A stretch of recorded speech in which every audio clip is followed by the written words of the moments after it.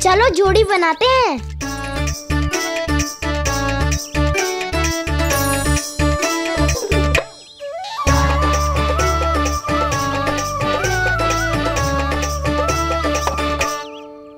मुझे तो किसी ने ना चुनो, मैं क्या करूं? अरे सुबल, तुझे तो सबसे महत्वपूर्ण भूमिका निभानी है। जो भी उस चट्टान को छूकर तेरे पास सबसे पहले पहुंचेगा वो जीत जाएगा।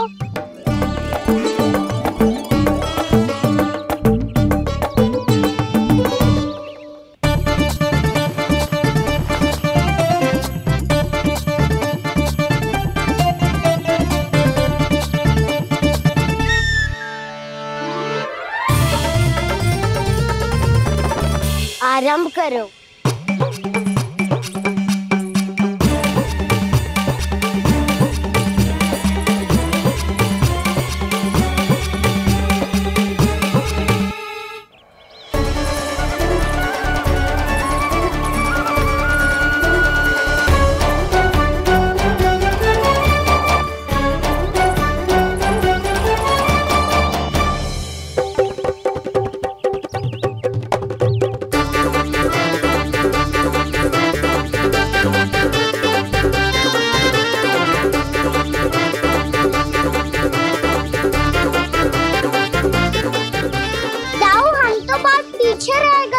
चिंता मत करो कान्हा, दौड़ के आरंभ में ही सारी शक्ति लगाने से हारने की आशंका बढ़ जाती है। देखो वो दोनों थक रहे हैं, यही समय है अपनी गति बढ़ाने का।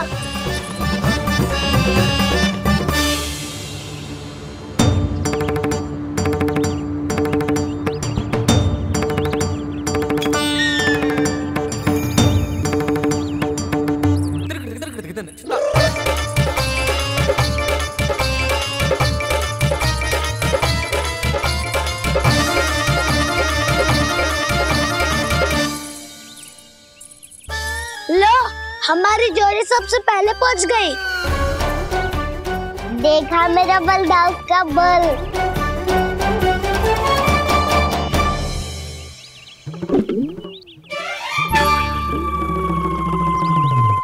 ताऊ, वो देखो।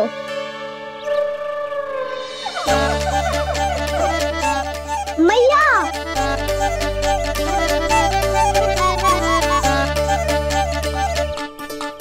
अपने परिवार या अपने सखाओं के साथ या किसी ऐसे व्यक्ति के साथ जिसे उसकी आवश्यकता हो बांट लेना चाहिए, ताकि सबके पास पर्याप्त हो और किसी को भी कछु कमी ना हो, किसी को वस्त्र के बिना रहना ना पड़े, भोजन के बिना सोना ना पड़े।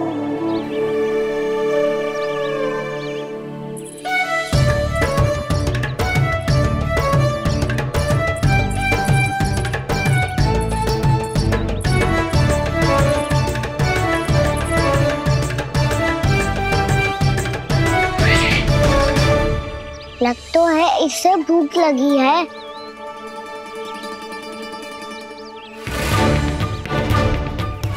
मेरी और क्या देख रहे हो?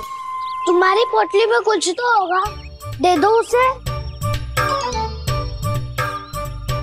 मेरे नैना मैया ने क्या की थी?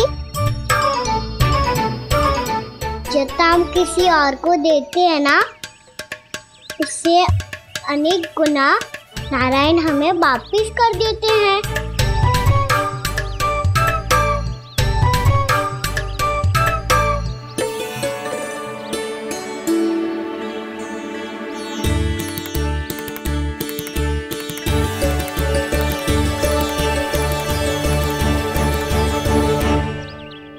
ओहो, अंतिम रोटी थी, पर वो तो मैं खा गो। अब तो बस मेरे हाथ में माखन लगा रह गो है।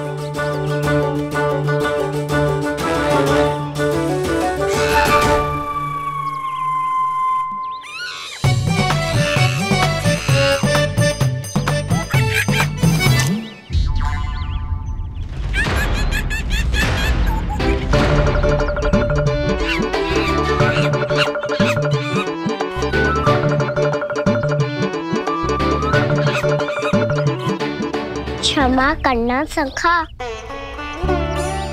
तुम्हें देने के लिए मेरे पास कुछ नहीं है। अब आप ही बताओ, कोई 2 गुना मूल्य देगो तो हम शीघ्र ही धनवान बन जाएंगे कि ना? पर कोई 2 गुना मूल्य देगो ही क्यों? हो सकता है कि उनके पास अधिक धन हो, या उनकी तिजोरी में सामान आ रहा हो, या फिर उन्हें भलाई करने का रोग हो। हमें तो आम खाने से मतलब है ना नंदराज। गुटली किनके, हमें क्या लेना देना। मैंने तो निर्णय ले लिया है कि उसकी सिर्फ मान लूंगी। बस नारायण को साक्षी मानकर जब प्रण ही तो लेना है कि सारा का सारा दूध, घी, माखन अब से केवल उन्हीं को देना है मैंने। बस इतनी मांग रखी है उसने? हाँ, आपको विश्वास ना हो रहा हो तो गोकुल में किसी से भी पूछ लियो। 2 गुना दाम दियो है परमानंद जी ने, इसीलिए तो सबके सब आनंद के सागर में गोते लगा रहे हैं।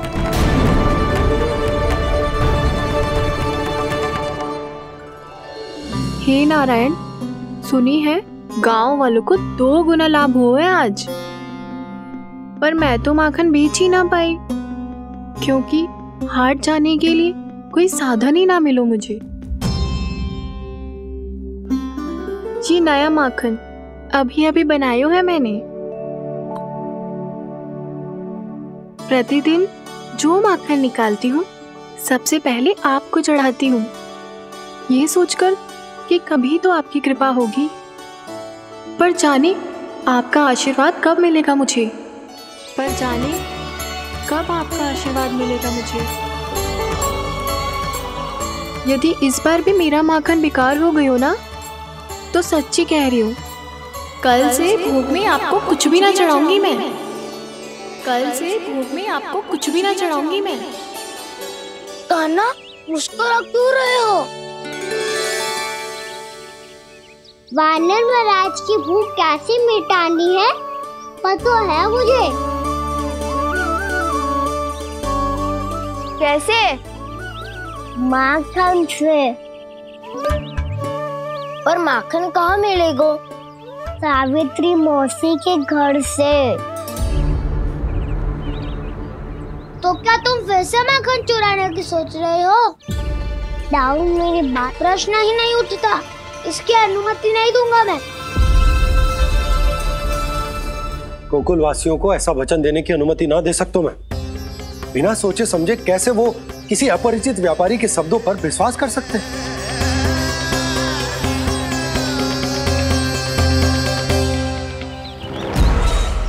महाराज, गोकुल वासियों को अब धन के जाल जंजाल में फंसने से कोई नहीं रोक सकता। महाराज, मैं धन का ऐसा स्वाद चखा कर आया हूँ कि नंद चाहे जितना प्रयास करे, अब कोई भी गोकुल वासी उसके हित वचन सुनेगा भी नहीं। महाराज, ये बहुत गंभीर बात है, हमें सभा बुलानी होगी। यशोदा, जशोदा जी, आप भी कुछ कहो ना नंदराज से। जे अधिक ही सोच रहे, इतनी चिंता करने की कोई आवश्यकता ना है। आवश्यकता तो है। तो जब कोई लोभ के जाल में फंस जाता है तो उसका बाहर निकलना असंभव है, किंतु फिर भी अपनी दृष्टि चौकन्नी रखना और कान गोकुल में होने वाली हर हलचल पर, क्योंकि मैं नहीं चाहता कि उस छलिया विष्णु अवतार का कोई भी छल मेरे मार्ग का रोड़ा बन पाए। अवश्य महाराज।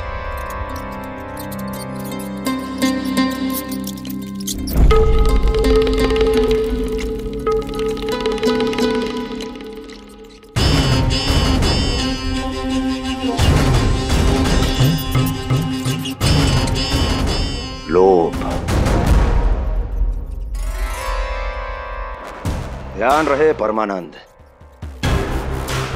गोकुल वासियों पर लोभ का प्रभाव हर बीतते क्षण के साथ बढ़ता चला जाना चाहिए।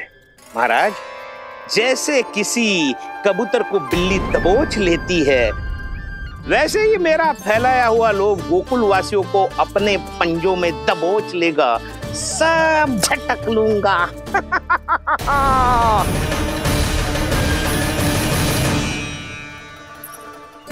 इससे पहले कि माखन पीला पड़ जाए, उसे आंच में तपाकर घी निकाल लेना चाहिए, ना तो पूरा का पूरा माखन बिगड़ जाता है।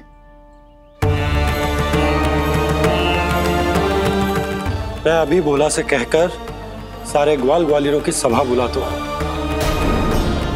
मुझे सबसे बहुत महत्वपूर्ण विषय पर बात करनी है।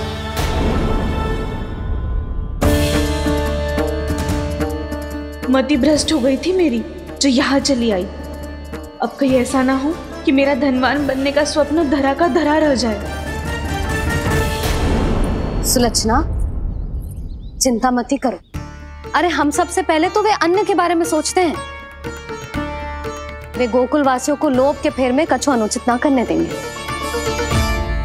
कहा ना मैंने, तुम्हें कुछ भी अनुचित करने नहीं दूंगा। दाऊ हूँ तुम्हारा।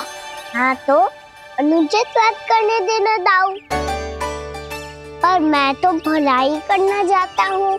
भलाई? किसी की अनुमति या सहमति के बिना उसके यहाँ चोरी चुप के माखन खा लेना भलाई नहीं, चोरी कहलाती है। सखाओ, तुम ही बताओ, किसी भूखे प्राणी के लिए भोजन की व्यवस्था करना क्या होता है? भलाई। पड़े पड़े माखन चढ़ने के स्थान पर किसी का पेट भरे, वो क्या होता है? भलाई। किसी के मन की इच्छा पूरी करना क्या होता है? भलाई। ठहरो ठहरो, चोरी करके किसकी मन की इच्छा पूरी करोगे तुम? है कि मैं उनके घर आऊं और ढेर सारा माखन खाऊं।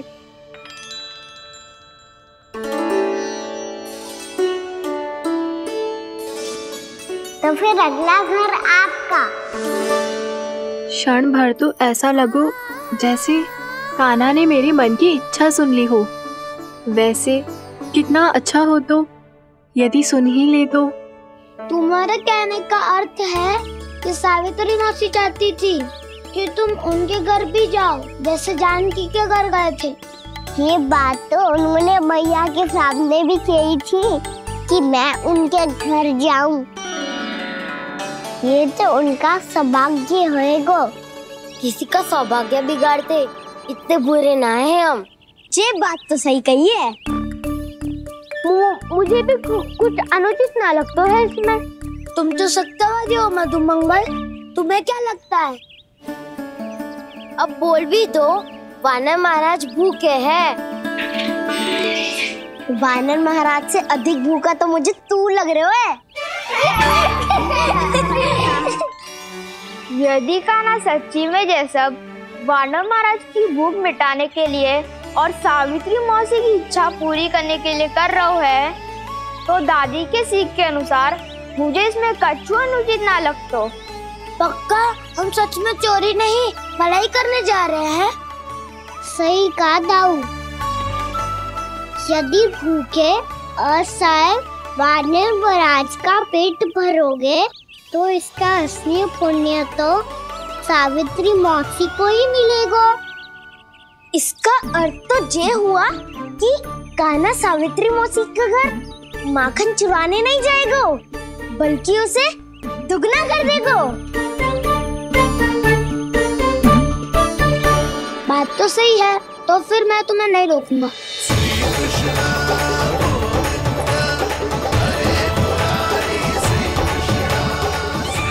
पर इस बार हम तुम्हें अकेले न जाने देंगे सखा।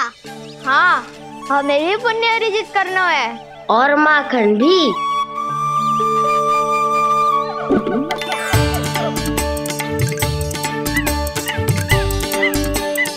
लगता है देव वानर महाराज भी हमारी टोली में सम्मिलित होना चाहते हैं।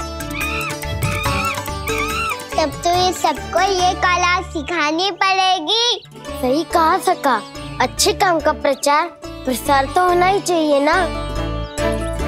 तो ठीक है, सिखा दूंगा और हमारी टोली कहलाएगी शौर्य विद्या प्रसारण टोली। और कान्हा तू बन जाइयो इसका अध्यक्ष और दाऊ बनेंगे उपाध्यक्ष। मुझे स्वीकार है। शौर्य विद्या प्रसारण टोली की जय! शौर्य विद्या प्रसारण टोली की जय!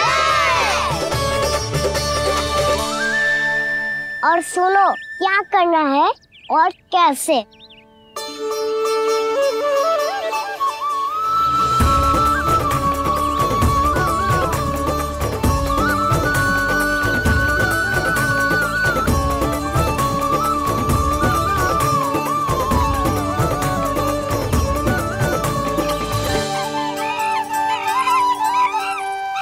आया कन्हैया रे माखन का चोर, रोके रुके ना ये सरपट लगाता है दौड़। तुम सब वहाँ छुप जाओ, मैं भीतर देखता हूँ। न ध्वनि कोई हो न पता कुछ लगे, आए चुपके से ग्वालों की टोली। चाहे कितना बचाओ छिपाओ कहीं, सारा मक्खन ये कर जाए खाली। मुख से तो लगता है सरल ये बड़ा भीतर से चंचल ये छल से भरा है ये नटखट बड़ा चिकचोर।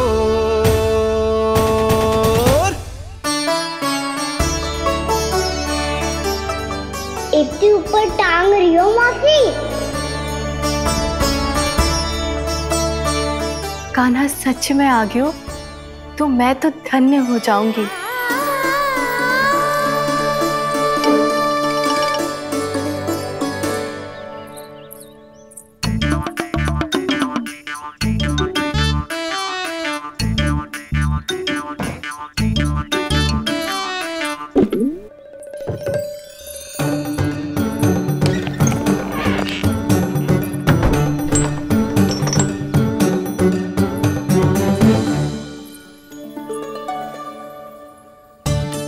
मन तो करता है सारा दूध दही माखन उसे बुलाकर अपने हाथों से खिला दूं।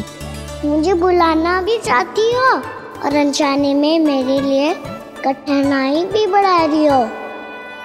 पर मेरे यहाँ क्यों आएगा कान्हा? इससे अच्छा तो यही होगा कि कल माखन बेचने के लिए कहीं से सकट का प्रबंध कर लूं।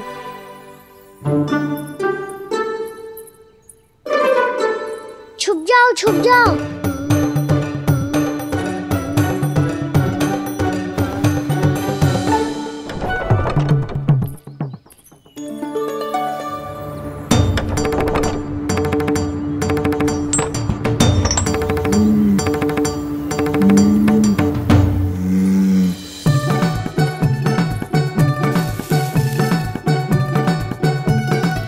वैसे भी वो ठहरा राजकुमार, एक साधारण गोपी के यहाँ का माखन काहे खाएगो।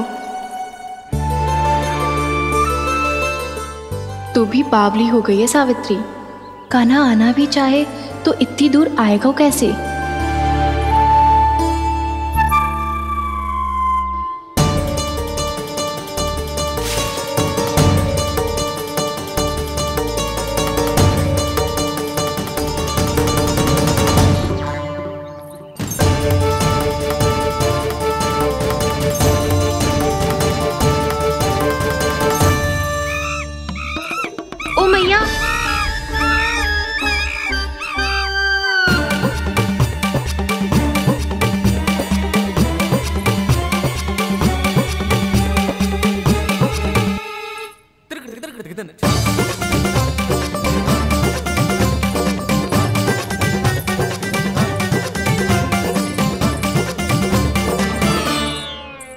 सब खड़े हो जाओ।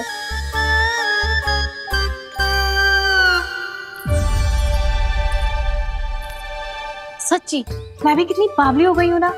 जब नंद भवन की ओर जा ही रही हूँ तो कान्हा के लिए थोड़ा सा माखन ले जाती हूँ।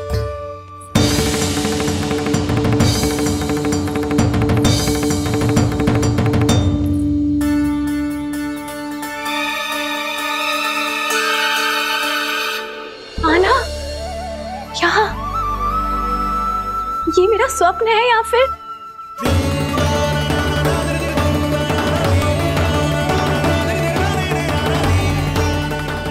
ये सारे बालक यहाँ क्या कर रहे हैं कान्हा के साथ? क्या जानकी सत्य कह रही थी? कान्हा यहाँ पर माखन चुराने आया है। मुझे स्वयं जाके इसे माखन खिलाना चाहिए। चलो, सावित्री मौसी के वापस लौटने से पहले मैं कार्य समाप्त करके वापस भी जाना है। कोई पकड़ी मत जाना।